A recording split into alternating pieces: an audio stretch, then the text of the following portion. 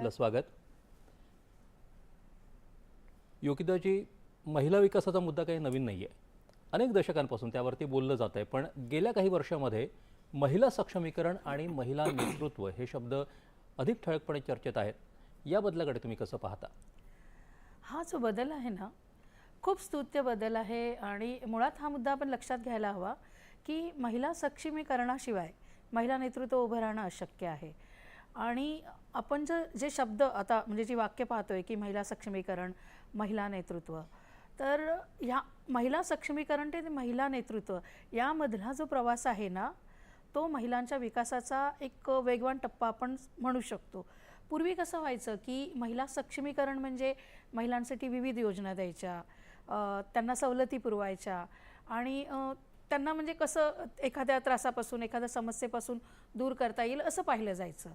पण महिला नेतृत्व हा एक असा टप्पा आहे, एक अशी संकल्पना आहे की त्यामध्ये आत्तापर्यंत ज्या महिलांना सुविधा पुरवल्या गेल्या, योजना पुरवल्या गेल्या, तर त्याचा निर्णय घेणं किंवा त्या संदर्भात कार्य करणं, संकल्पना निर्माण करणं, हे जे सगळं आहे ते महिलांच्या नेतृत्वाखाली तयार होतं.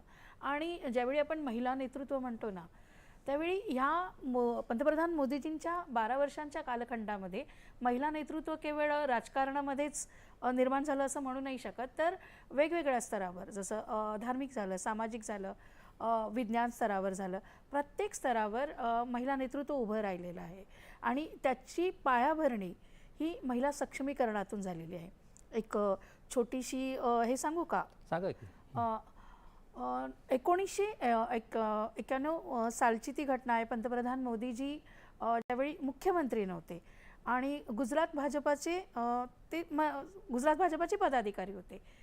तर त्यावेळी एक मोठा धार्मिक कार्यक्रम आयोजित करण्यात आला होता आणि पूज्य शंकराचार्यजी तिथे येणार होते आणि त्यांचं पूजन कोण करणार, त्यांचा सन्मान कोण करणार, अशी सगळीकडे चर्चा झाली.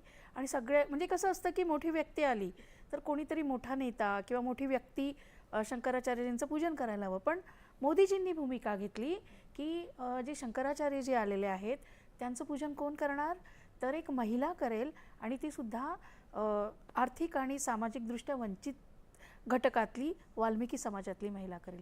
तो जो दृष्टिकोन होता ना 1991 सालचा, तो दृष्टिकोन विकसित होत होत आज आपण बघतोय की 2026 साली आपल्या राष्ट्रपती द्रौपदी मुर्मू आहेत. आणि द्रौपदी मुर्मू तर सगळ्यांनाच माहिती आहेत की संथाल समाजाच्या आणि ओरिसाच्या अतिशय दुर्गम भागातून त्या प्रतिनिधित्व करतायत. तर महिला नेतृत्वाची संकल्पना अशी विकसित होत गेली आहे. याच्या मागे मुळामध्ये जाणीव, जागृती ह्याचा जास्त गाभा आपल्याला दिसतो. हो, निश्चय.